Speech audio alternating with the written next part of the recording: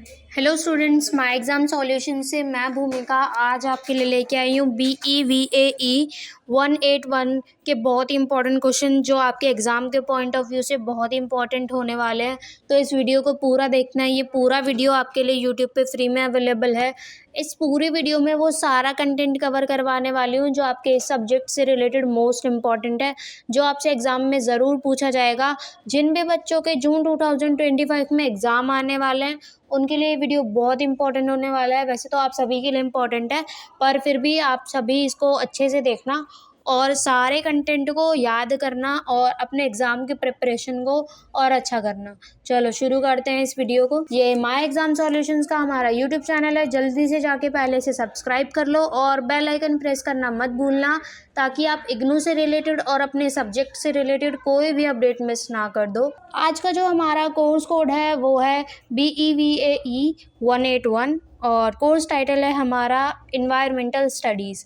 और सेंडरिच की तरफ से हम सभी सब्जेक्ट के गैस पेपर प्रोवाइड करवाते हैं। तो अगर आपको ये वाला गैस पेपर चाहिए या किसी भी और सब्जेक्ट का गैस पेपर चाहिए, उसके लिए आपको क्या करना है, बस दिए हुए इस व्हाट्सएप नंबर पे आपने हमें कांटेक्ट करना है। हेलो लिख के अपना कोर्स कोड लिखना मत भूलना, ताकि हम जल्द से जल्द आपको ये PDF प्रोवाइड करवा सकें और आप अपने एग्ज़ाम की तैयारी शुरू कर सकें। तो आइए शुरू करते हैं इस वीडियो को। लेते हैं अपना पहला क्वेश्चन, जिसमें देखिए हमसे टिक मार्क के क्वेश्चन पूछे हुए हैं। जिसमें सबसे पहला क्वेश्चन है, what is the primary component of the earth's atmosphere. ठीक है, तो इसमें पूछा गया है कि कौन सा जो है प्राइमरी कंपोनेंट है हमारे अर्थ के एटमॉस्फेयर का। इसमें क्या है, नाइट्रोजन। नाइट्रोजन सबसे ज़्यादा मात्रा में होता है, ये आप सभी को पता है। उसके बाद में देखिए ये दूसरा क्वेश्चन है जिसका आंसर है सोलर एनर्जी। पूछा गया जा रहा है इसमें कि रिन्यूएबल रिसोर्स कौन सा है, तो कौन सा है, सोलर एनर्जी है। ठीक है, इसमें पूछा है कि कौन सी जो एटमॉस्फेयर की लेयर है वो ओजोन लेयर को कंटेन करती है। मतलब ओजोन लेयर किस में होती है, तो ये रहा इसका आंसर, स्ट्रेटोस्फेयर में होती है। ठीक है, तो ये सारे बहुत ही इजी क्वेश्चन है जो आप याद ही कर लोगे, मेरे को पता है। तो इसको फटाफट से याद करते चलो, मेमोरी उसमें डालते चलो अपने। ठीक है, इसमें आपको बताना है कि जो कॉज है, मतलब क्या वजह है ग्लोबल वार्मिंग की, तो वो कौन सी गैसेस हैं, ग्रीन हाउस गैसेस हैं। उसके बाद में क्वेश्चन आता है, उसके बाद में क्वेश्चन है आपका हमारा बायोडिग्रेडेबल जो वेस्ट है वो कौन सा है। मतलब जो समय के साथ ख़त्म हो जाएगा, बेसिकली इसमें पूछा जा रहा है। तो वो है पेपर, जो आगे चल के अगर आप मिट्टी में दबा दोगे गायब हो जाएगा, पानी में डाल दोगे घुल जाएगा, तो वो वैसा वाला। अब हम आते हैं अपने 6 क्वेश्चन पे, जिसमें हमने प्रोसेस पूछी जा रही है जो क्या कहती है, वेस्ट मटेरियल को रीयूजेबल मटेरियल में जो बदलती है उसको बताना है, वो कौन सी होती है, रिसाइकलिंग। ठीक है, तो अब 7वें क्वेश्चन में हमसे पूछा जा रहा है कि जो हमारा मेन कॉज है, मतलब वजह क्या है मेन एसिड रेन की। एसिड रेन की जो हमारी मेन वजह है वो है sulphur dioxide and nitrogen oxides.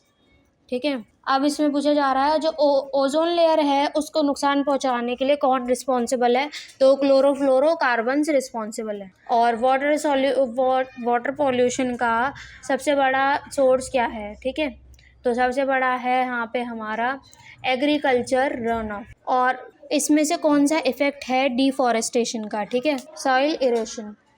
उसके बाद में आते हैं अपने 11 क्वेश्चन पे, जिसमें हमसे पूछा जा रहा है कि ecosystem has the highest biodiversity. मतलब कौन सा ऐसा इकोसिस्टम है जिसमें सबसे ज़्यादा बायोडाइवर्सिटी है, सबसे ज़्यादा आपको जीव जंतु की प्रणाली देखने के लिए मिलेगी, तो वो है हमारे ट्रॉपिकल रेन फॉरेस्ट। उसके बाद में हम आते हैं अपने क्वेश्चन नंबर 12 पे, जिसमें हमसे फुल फॉर्म पूछी गई है UNEP की, जिसमें हमारी जो फुल फॉर्म है वो है यूनाइटेड नेशंस एनवायरनमेंट प्रोग्राम। वैसे I think most of the question के तो आपको आंसर पहले से पता होंगे। बाकी अब हम आते हैं अपने 13 क्वेश्चन पे, जिसमें हमसे बोला गया है एग्जाम्पल देना है आपको, which of the following is an example of an endangered species. ठीक है, एंडेंजर्ड स्पीशीज़ जो है, मतलब जो स्पीशीज़ हमारी खतरे में है उनमें से एक का एग्जांपल देना है, जो कि हमारे बंगाल टाइगर्स। उसमें बताना है what does carbon footprint refer to. जो हमारा कार्बन फुटप्रिंट है वो किस चीज़ से रेफ़र करता है आपने बताना है। तो इसमें इसमें है answer the total amount of green house gases emitted by the individual और एक्टिविटी। आते हैं हमने 5th क्वेश्चन पे, जिसमें हमसे सॉइल पॉल्यूशन का मेजर कॉज पूछा गया है। तो वो है हमारा इंडस्ट्रियल वेस्ट डंपिंग। जो हमारी इंडस्ट्रीज़ होती हैं बड़ी बड़ी, जो उनका केमिकल वेस्ट होता है वो डंप किया जाता है। जहाँ भी सॉइल होती है तो वो वेस्ट हो जाती है वहाँ पे, मतलब उसको पॉल्यूट हो जाती है वो बेसिकली। अब यहाँ पे आते हैं अपने 16 क्वेश्चन पे, जिसमें हमसे पूछा है कि energy source is non renewable. ऐसा कौन सा जो है एनर्जी सोर्स है जिसे वापस से नहीं बनाया जा सकता? तो वो है हमारा नेचुरल गैसेस। आपको पता है कि पेट्रोल, नेचुरल गैसेस वो हमारे फ्यूल्स हैं, नेचुरल एनर्जी सोर्सेज हैं जो हमें बनने में कितने करोड़ों साल लग जाते हैं। उसके बाद में आते हैं अपने 17 क्वेश्चन पे, जिसमें बोला गया है हमसे प्राइमरी सोर्स बताना है हमें नॉइज़ पॉल्यूशन का। तो इसमें है ट्रांसपोर्टेशन एंड इंडस्ट्रीज़। अब आते हैं अपने which country generates the most plastic waste. कौन सी कंपनी है जो सबसे ज़्यादा प्लास्टिक वेस्ट बनाती है? वो है USA। उसके बाद में आते हैं अपने क्वेश्चन नंबर 19 पे, जिसमें हमसे बोला जा रहा है what does the term EIA stand for in environmental studies.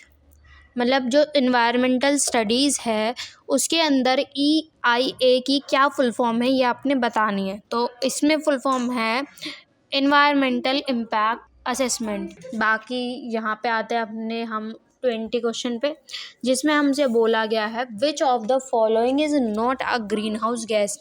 जो नीचे लिखे हुए हैं उनमें से कौन सी ऐसी गैस है जो ग्रीन हाउस गैस नहीं है?